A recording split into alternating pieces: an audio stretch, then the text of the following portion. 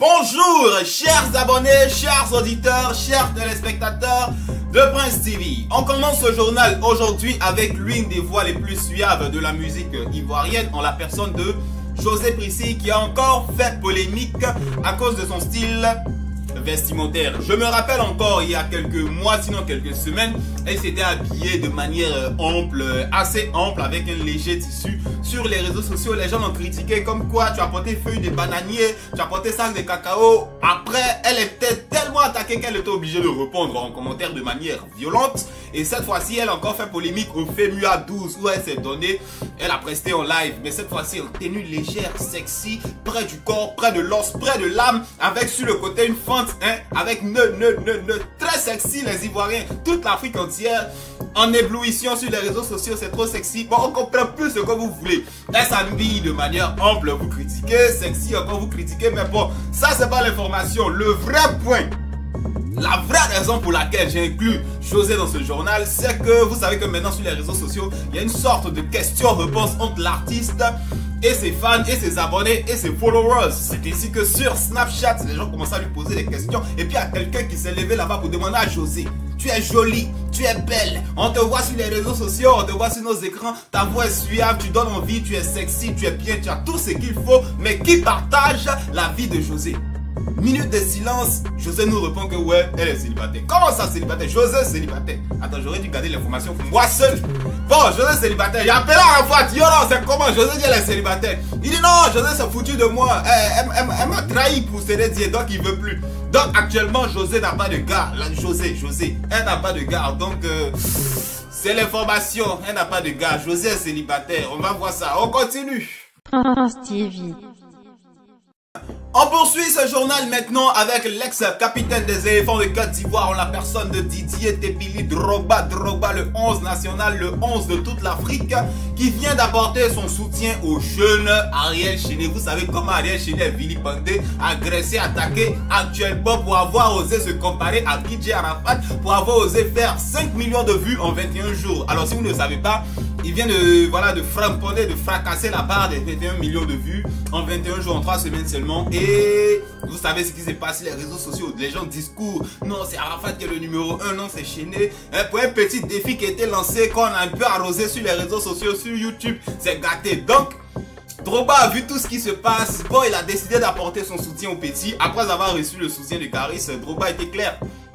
Il est talentueux, il est polyvalent, il chante bien, qu'il soit fort, car il y a seulement et seul le travailleur qui paye. Conseil de Drogba à Ariel Chéné. Voilà, ça fait des soutiens de poids à Caris, Emma Loès, Moulard, Didier Drogba. Vraiment c'est important parce qu'on sait combien Drogba a contribué à l'évolution du coupé décalé. Pour ceux qui savent, dans les années 2005-2006, même quand il marque but à Chelsea, il faisait couper décalé, tout ça pour l'évolution de la Côte d'Ivoire. Et cette fois-ci, il apporte son soutien à Chéné.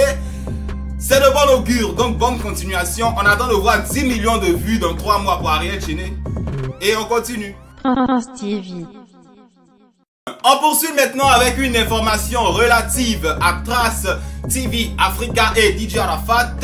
Comme vous le savez tous, dans ma dernière édition, dans mon dernier journal, je vous ai annoncé clairement que Nadège Tubiana, directrice de Trace TV Africa, a annoncé que désormais elle va accepter de diffuser Arafat sous certaines conditions. On va pas revenir sur les conditions, on en a déjà parlé dans le dernier journal. Et là je vois les Chinois, les fans d'Arafat se lever. Non, Gola elle a vu clair. Comme nous on dit à marcher là. Et pourquoi elle a sciancé, sinon on allait tout casser là-bas. Quand elle a eu peur, elle dit elle va diffuser le Yoruba. Erreur, grosse erreur. Elle n'a jamais eu peur. Bien avant votre soi-disant marche, Arafat a fait un direct pour dire ouais ma maison de Dix m'a appelé. Déjà vous alliez lui créer des problèmes. Et puis ce que vous ne saviez pas, ceux qui voulaient marcher à Abidjan, la police nationale de Côte d'Ivoire était prête pour vous matraquer. C'est-à-dire ça allait commencer en marche. Et puis après ça allait terminer en course. De toute façon il frappe les étudiants.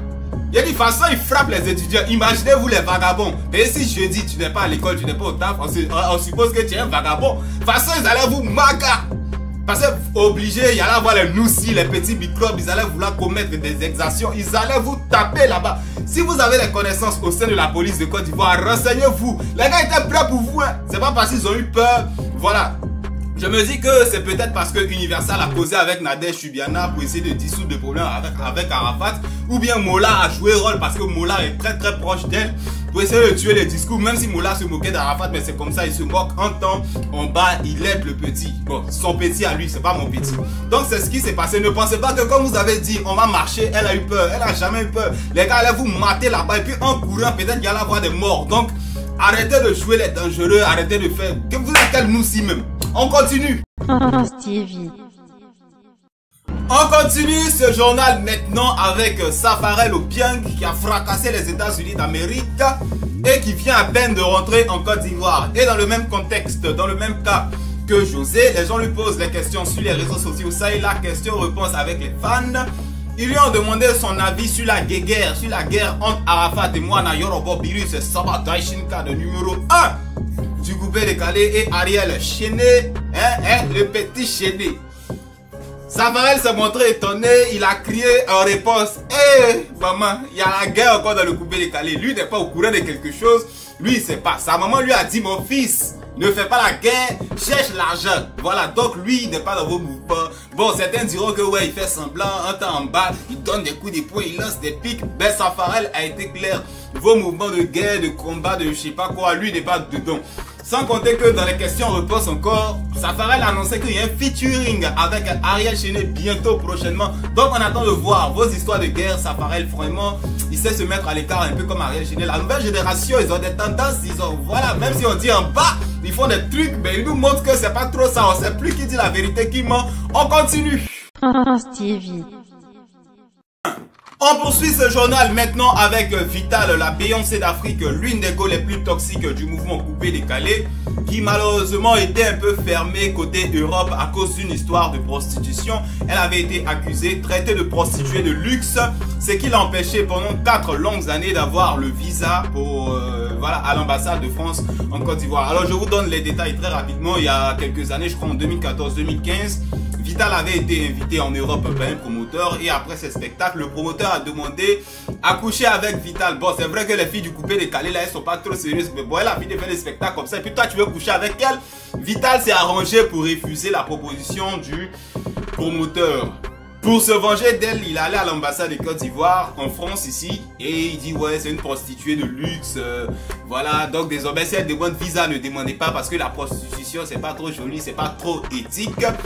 De ce fait, depuis 2015, je sais pas, 2014, Vital ne pouvait plus venir en Europe. Dès qu'elle demande visa, on dit non, c'est là, c'est une bala, c'est pour aller se vendre, c'est pour aller salir. Bon, tu vois un peu le contexte, non? Et tout le temps on lui refusait et je sais pas comment elle s'est arrangée avec Dao L'Argent, cette fois-ci un promoteur de la musique ivoirienne, un promoteur de spectacle.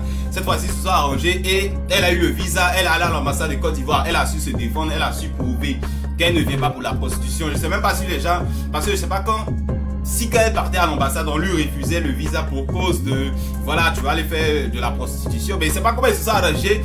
Cette fois-ci, ça a marché et le 2 est arrivé. Donc je crois même que hier, le 2 là, je sais pas, le 3 ou le 2, Vital a eu son premier spectacle, son premier showcase. Donc la tournée européenne de Vital pour l'année 2019 est lancée. Tous ceux qui sont fans de Vital, tous ceux qui sont fans du coupé décalé, de Girls, du coupé décalé, Vital est sur le terrain, sa tournée est lancée. Et puis bon, on vous donnera le spectacle, la date de ces programmes petit à petit sur Prince TV. On continue. Stevie.